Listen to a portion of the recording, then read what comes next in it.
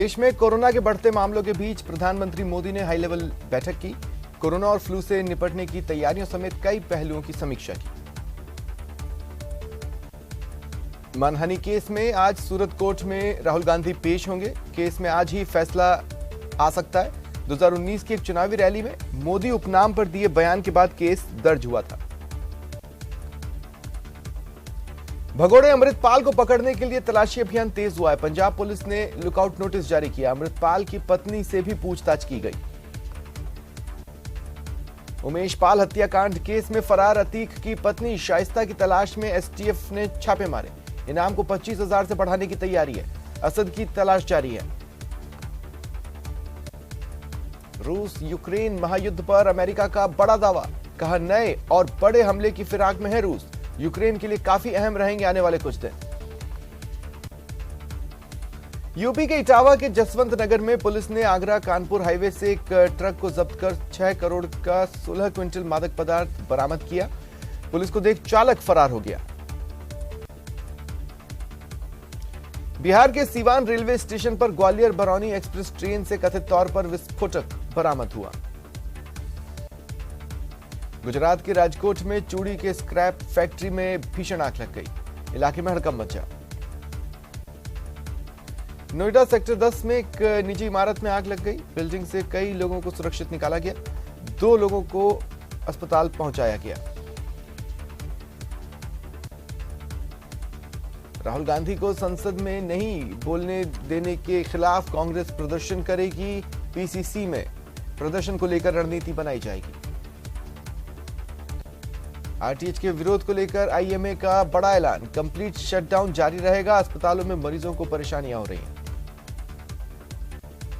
कोटा में भी डॉक्टर्स आंदोलन पर हैं। संभाग के सबसे बड़े एमबीएस समेत अन्य अस्पतालों में मरीज परेशान हो रहे हैं। श्रीगंगानगर से लॉरेंस गैंग का गुर्गा आशीष बिश्नोई गिरफ्तार हुआ। 2 साल पहले विदेशी नंबर से कॉल कर 25 लाख की फिरौती मांगी थी। पोखरण के टीकरा गांव में नलकूप में गिरने से माफ कीजिएगा हौद में गिरने से 2 बच्चों की दर्दनाक मौत हो गई। जैसलमेर में फूड पॉइजनिंग से 200 से ज्यादा लोगों की तबीयत बिगड़ी। जवाहर चिकित्सालय में इलाज चल रहा है। पोखरण में नवरात्र के पहले ही दिन उपवास के लिए रखे लोगों द्वारा पैकिंग का खान पान करने से 24 से ज्यादा लोगों को फूड पॉइजनिंग हुई। कोटा के बोरखेड़ा नहर में एक युवक के गिरने पर ट्रैफिक पुलिसकर्मी ने युवक की जान बचाई। ट्रैफिक पुलिसकर्मी ने नहर में उतरकर दलदल में गिरे युवक को बाहर निकाला।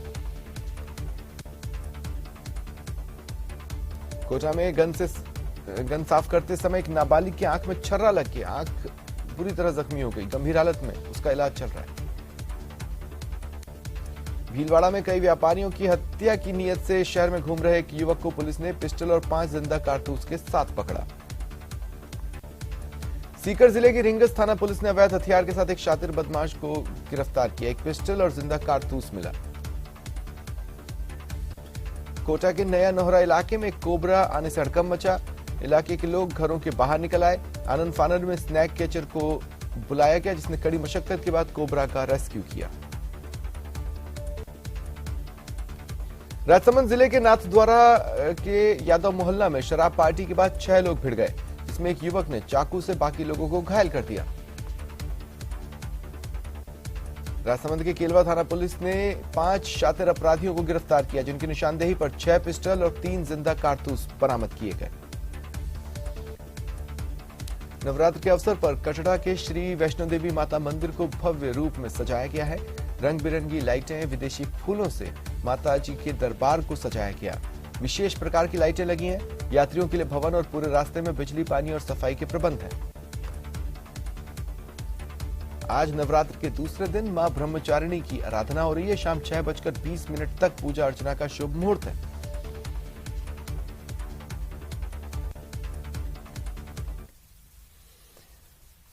और देखिए, जयपुर से बड़ी खबर आपको बता रहे हैं।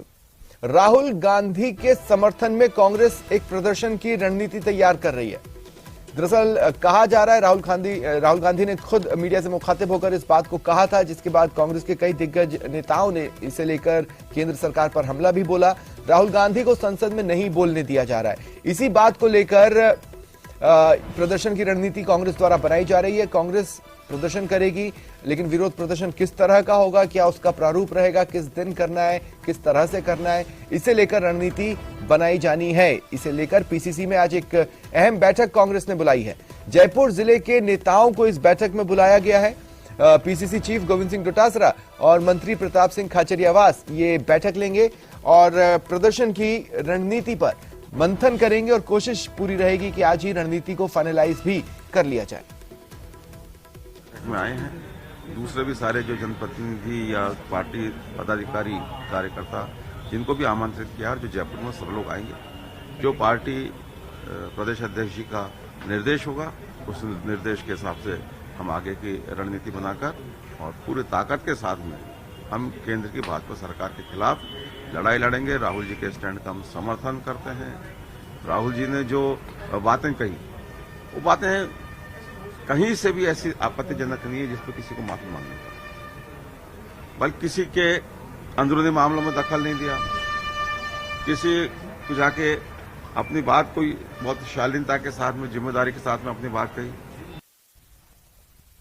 और सहयोगी सचिन इस वक्त मेरे साथ जुड़ रहे हैं।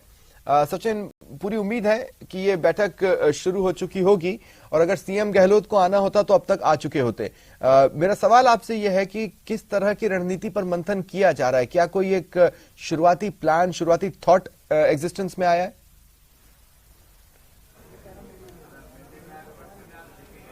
बिल्कुल, देखिए जो बैठक बुलाई गई है वो बैठक बुलाई गई है राहुल गांधी के खिलाफ जो कथित कार्रवाई की जा रही है, लगातार उनकी गिरफ्तारी की बात भी निकल के सामने आ रही है, उनको संसद में नहीं बोलने दिया जा रहा है। इसका विरोध जो है प्रदेश कांग्रेस पुरजोर तरीके से करेगी। तो विरोध किस तरह से किया जाए उसकी रणनीति तैयार करने के लिए इस बैठक को बुलाया गया। पहले सीएम अशोक गहलोत को शामिल होना था, लेकिन मुख्यमंत्री अशोक गहलोत बैठक में नहीं आ रहे हैं। ये जो स्थिति है सीएमआर ने स्पष्ट कर दी है। वो भरतपुर जा रहे हैं, जो उनका तय कार्यक्रम था उसके अनुसार, और कुछ देर में पीसीसी चीफ गोविंद सिंह डोटासरा पहुंचेंगे और उसके बाद ये बैठक शुरू होगी।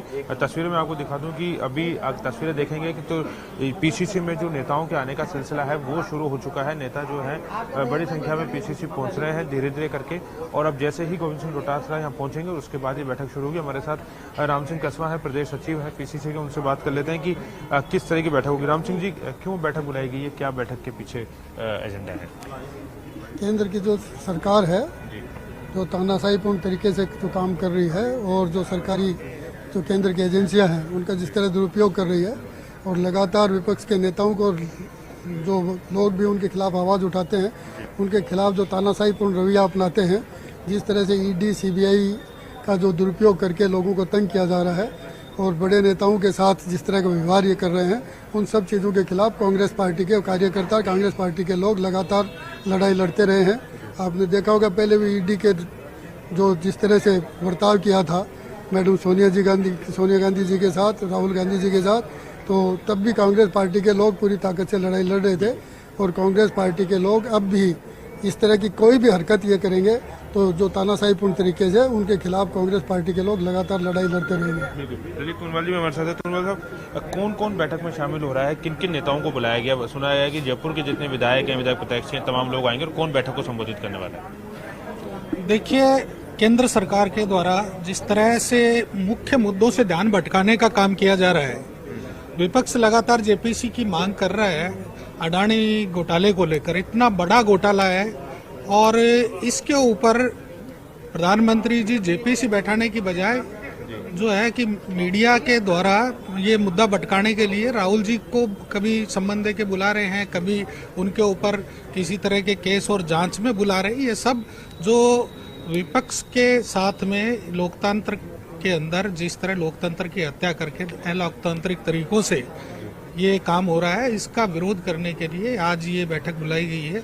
अभी हमारे बीच में जयपुर में जो लोग मौजूद हैं, जो विधायक हैं, मंत्री हैं, मुख्यमंत्री जी या अध्यक्ष जी, सभी जो है वो सब जो है वो हमारे गणमान्य नेतागण बैठ के और आगे की इस पर रणनीति पर फैसला करेंगे। क्या मुख्यमंत्री पहुंच रहे हैं? क्योंकि अभी जो सूचना मिल रही है वो कार्यक्रम अभी स्थगित हो गए हैं आने का, आपके पास कोई सूचना ऑफिशियली? नहीं, देखिए अभी आपके सामने हम देख रहे हैं कि मंत्री महेश जोशी साहब आ गए हैं, बहुत चलिए। सारे बोर्ड निगम के सचिन चेयरमैन आ गए हैं। नजर बनाए रखें। फिलहाल तमाम जानकारी के लिए आपका शुक्रिया। जयपुर में हुई ब्राह्मण महापंचायत में ब्राह्मण समाज के लाखों लोगों की भीड़ उमड़ी, लेकिन अब ब्राह्मण महापंचायत पर राजनीतिकरण के आरोप कम होने के बजाय बढ़ रहे हैं। कांग्रेसी नेताओं के बाद साधु संत महंतों पीठाधीश्वरों ने भी कार्यक्रम को राजनीतिक रंग देने के आरोप लगा दिए।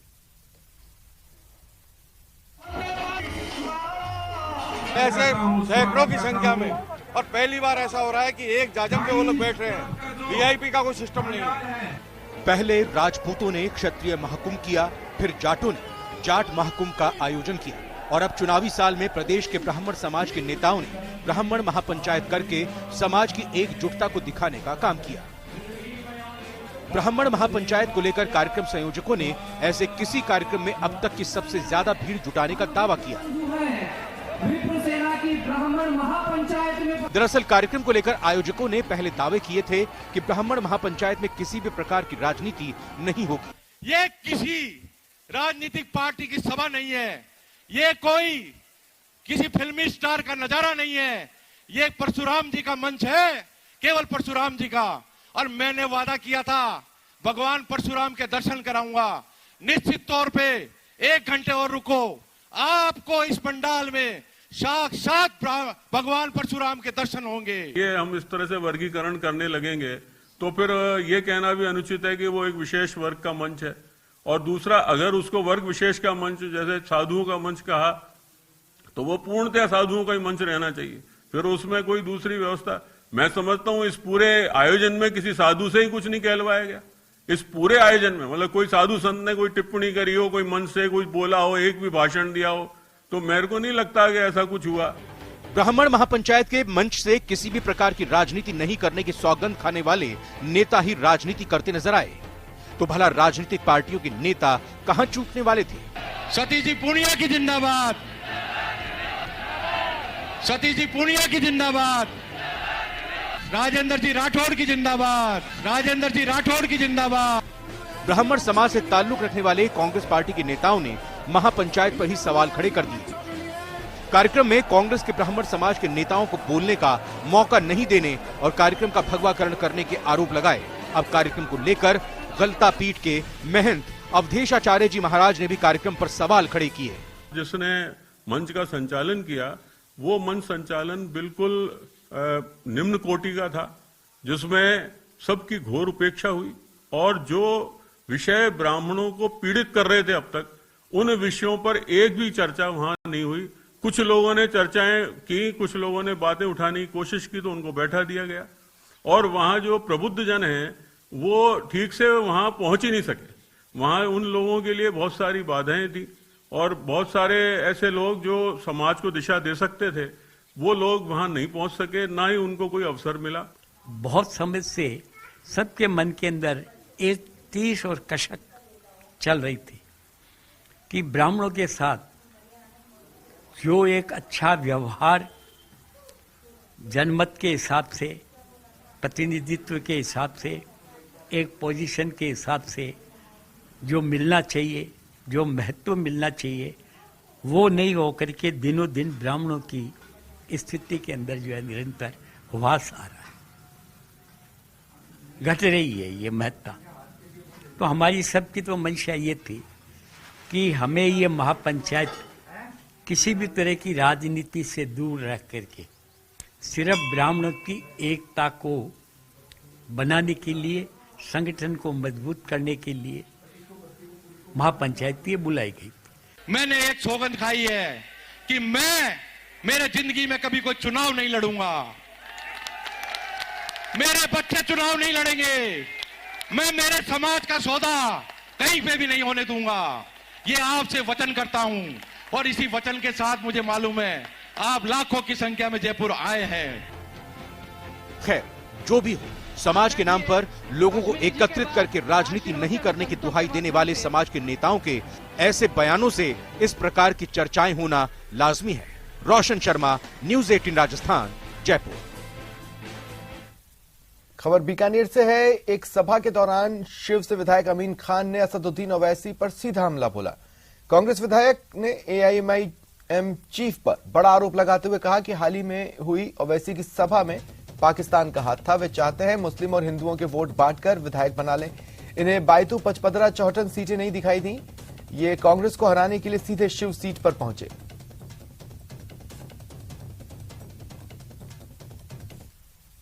से आदमी कागरिया गया, उसको लाने वाला हिंदू एक भी नहीं, उसको लाने वाले मुसलमान हैं।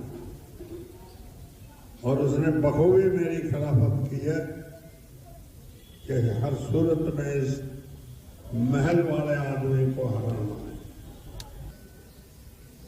अभी जो ये ओवैसी का आदमी हैदराबाद से कागरिया गया, कांग्रेस को हराने के लिए बायतू की सीट नहीं थी क्या, बड़ोदरा की सीट नहीं थी क्या,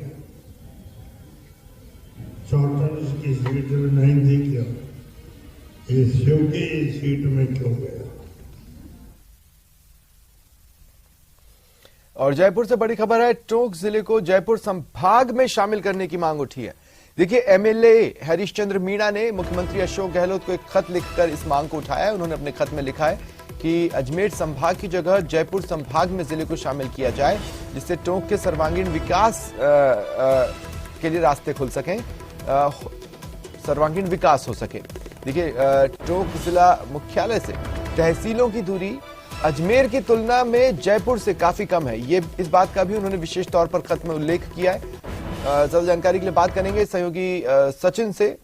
सचिन, देखिए, कुछ क्षेत्र है जो डरे हुए हैं हमें कहीं दूसरी जगह ना भेज दिया जाए, वहीं कुछ क्षेत्र हैं जो ये मांग कर रहे हैं कि हमें दूसरी जगह भेज दिया जाए। इसी कड़ी में एक बड़ी खबर है ये। हाँ, देखिए, अब नए जिले तो बन गए हैं। जो जिले नहीं बन पाए वो अपनी जगह पर मांग कर रहे हैं, लेकिन अब एक नई मांग शुरू हो गई है कि हमें पुराने वाले जिले में रहना है, हमें नए जिले में भेज दो। इस तरह की जो डिमांड्स हैं वो अब ज्यादा शुरू हो गई है। और ये जो डिमांड्स हैं, अब ये सरकार के लिए कोई आसान काम नहीं होगा इस पर पार पाना, क्योंकि हर तहसील स्तर तक ये विवाद उठने लगा है। तहसील तक ही मामला उठने लगा कि जब जिले बनते हैं तो तहसील और उपखंड को मिला के जिले बनाए जाते हैं। अब दिक्कत ये आ रही है कि छोटी छोटी तहसीलें कह रही है कि हमें इस जिले में रहना है, हमें नए जिले में जाना है। कोई तहसील ये कह रही है कि हमें पुराने जिले में रहना है। अब उस स्थिति में जो विरोध का सामना प्रशासन को, सरकार को करना पड़ रहा है, वो मुश्किलें खड़ी कर सकता है। अब टोंक निवासी विधायक है हरीशचंद्र मीणा, उन्होंने कह दिया कि पूरे जो टोंक जिला है तो वो अभी अजमेर संभाग में आता है, उसको जयपुर संभाग में शामिल किया जाए। लेकिन जो देवली तहसील है टोंक की, उसकी दूरी बहुत ज्यादा है जयपुर से। ऐसे में देवली के जो वासिंदे वो ही चाहते हैं कि उनको अजमेर संभाग में रखा जाए, उनका जिला परिवर्तित ना किया जाए, उनको संभाग ना बदला जाए। तो एक ही जिले में इतने ज्यादा गुट बन गए, इतनी ज्यादा स्थितियां सामने हो गई है। चलिए, शुक्रिया तमाम जानकारी के लिए। फिलहाल इतना ही। नमस्कार।